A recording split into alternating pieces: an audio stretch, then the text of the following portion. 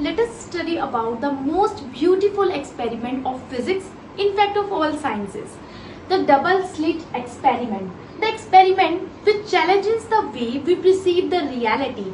If you want to look at the heart of quantum mechanics, the beauty of quantum mechanics, you need to go through the double slit experiment. You know, whenever a particle passes through the slits and the particle passes through S1 and S2, it gives you a lump or two lumps depending upon the distance between these two slits. But the resultant intensity that comes out is always equal to the sum of I1 and I2. But when we move to the wave, as you study in the Young's double slit experiment, the resultant intensity doesn't come out to be I1 plus I2, but it comes out to be I1 plus I2 plus 2 under root I1 I2 cos delta.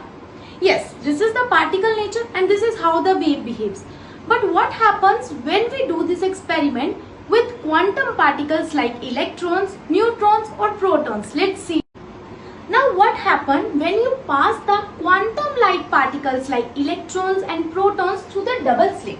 Let's see that. If you pass the electrons, the bunch of electrons through these two slits, what you end up getting is that is a wave-like behavior. But we think that electron is a particle with definite mass, with definite position, but we end up getting like a wave-like pattern. What it means? It means the electron is behaving like a wave. And more interestingly, whenever you pass the electron even one by one, even then you get the wave-like pattern. What does it mean? The electron and its wave is passing through both the slits at the same time. When you pass the electron one by one, you get a pattern like this. That is a wave-like behavior. And this is a bizarre result. It means even if you pass the bunch of electrons or if you pass electron one by one, you end up getting a wave-like pattern. But the mystery goes more deeper. When you want to study about the electron trajectory, it means I put a light source here and I want to see whether an electron is passing through S1 or whether it is passing through S2. What do you end up getting like that? It means when you want to measure the trajectory of an electron, what you end up getting is a particle-like behavior. And this blows up the mind. It means when you do not want to study the trajectory of the particle, the electron is behaving like a wave. But when you want to take the measurement, the electron is behaving like a particle. It means I is coming I1 plus I2.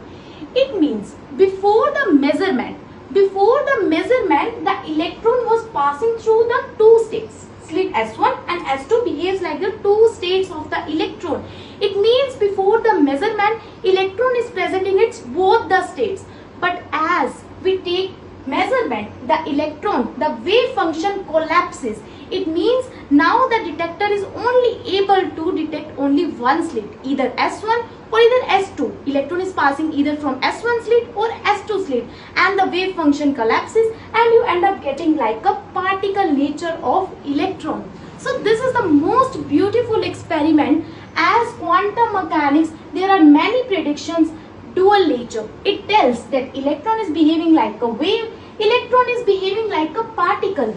Second thing, it tells you about the superposition principle. The electron before measurement was present in its two states. That is a superposition of wave function. But as you take the measurement, the electron collapses to only one state. That is the wave function collapses on measurement. And the third thing, the Heisenberg uncertainty principle. That is, if you want to measure the trajectory of the electron, you do not see the wave behavior of the electron. And if you see the wave behavior of the electron, you do not get the trajectory of the electron. So this was the Young's double slit experiment. When we pass the quantum particles like electron, protons, neutrons, even atoms, what you see both wave-like behavior and particle nature. But this is the beauty of quantum mechanics. It means before measurement, electron is behaving in a different way. After measurement, it is behaving in a different way. Both the particles and wave natures are complementary to each other. This experiment challenges the way we perceive the reality, but our brain is not easy to grasp the microscopic world. Our brain has been developed in the macroscopic world. So it is difficult to think of this experiment in reality, but this is the actual situation. This is the experimental result and we have to accept this. This is the world of quantum mechanics.